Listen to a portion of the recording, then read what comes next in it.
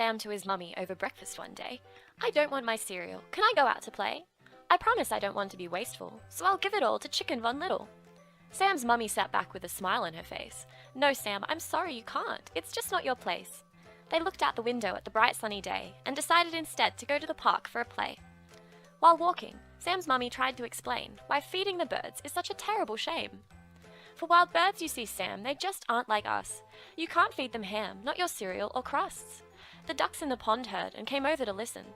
"She's right," they said. "Sam, we'll tell you, so listen. You can't feed us bread. It's no good for my head, or my belly or legs. I'll tell you what we need instead.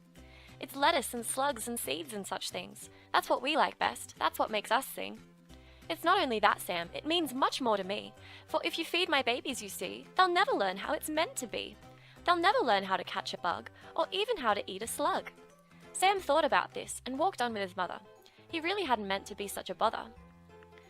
Just then Meg the magpie swooped in with a grin, and in a sweet voice she proceeded to sing, "What I like best is all things meaty. It makes me sick to eat your treaties."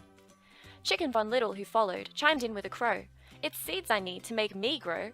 These foods are quite different, and yet they're what's best for me. When I see meat, I just want to flee." Starting to understand, Sam moved onto the beach for a dip, and found that he was quite hungry for some fish and chips.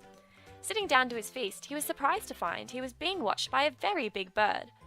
The big bird, whose name he discovered was Benjamin, told the surprised Sam that he was a pelican. "What we need to eat is really quite special. Nothing like what you feed your great Uncle Cecil. Birds from the beach have as their favorite dish a mouthful of fresh, squirming, salty wee fish. Not your fish and chips, which are really quite oily. Food like that, of course, makes us feel quite poorly." Now understanding, Sam headed for home, when he spotted what he thought to be a small gnome. But instead it was a long-legged plover, whose name he found out was Frenchy McLover. "We're not trying to be mean, but human food just makes us scream. We can't handle it, not one bit. It really does make us horribly sick." Back home now, Sam sat with all his new friends and thought about what he'd learnt now the day's at an end. And so if you want to keep us healthy, listen to us now, and please don't be stealthy. Don't sneak us bits and leftovers of yours. We will eat it, but really we find it a bore. What we love best, you'd find rather icky, but that's how we feel about your food, which is sticky. It's wonderful to share, it's true I say, but please save your treats for some other day. We'd rather you just watched us dine on bugs, seeds and slugs and veggies, divine.